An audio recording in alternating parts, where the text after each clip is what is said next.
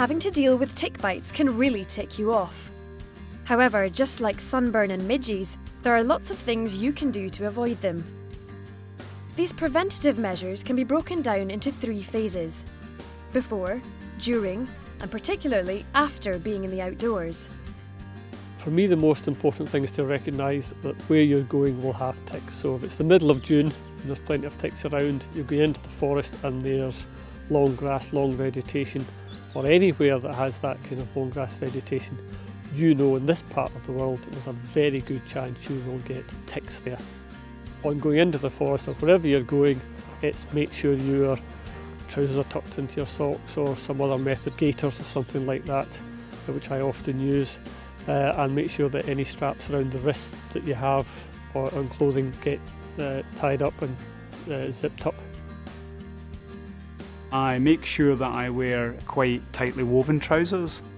When it's warm and it's good weather, I'll still wear a short sleeve shirt. I'll just be more cautious about checking myself.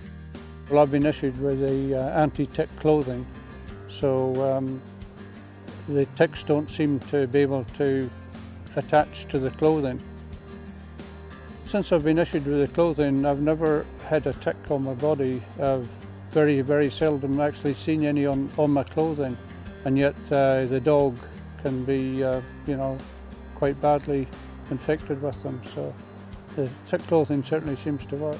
When I go outdoors now, either at work or at home, I'm very vigilant about ticks. I'm very aware.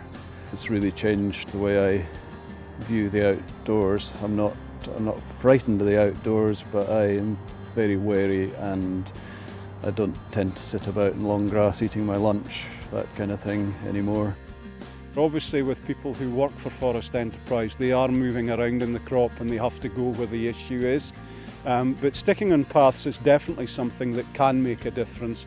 Avoiding taller vegetation, obviously things like bracken or overhanging grasses that will brush the upper part of your clothing, provide an easy access point for ticks to move across towards you. Being particularly vigilant in areas where there are high densities of deer or sheep, or cattle for that matter, just to try and make sure that you limit your exposure. When you come out of there, check for ticks. It might be just a casual look to see if there's anything on your clothing, because that's where you tend to see them first. But then, sort of that evening, I will often have a look, just look at the vulnerable areas, check around my waist, check around my wrists, back of my legs, because that's where they tend to gather. When I get home, I ask my wife to help me, and she has a look at my back and the back of my legs in the bathroom. So I've had a toe-to-head check. The most important thing is once you get back from the field, you're taking off your outdoor clothing, you're showering or whatever at the end of the day, is to practice good personal hygiene and make sure that you've removed anything that's on your skin at the time. Head on over to Checking for Ticks to find out more about what you should do after leaving the outdoors.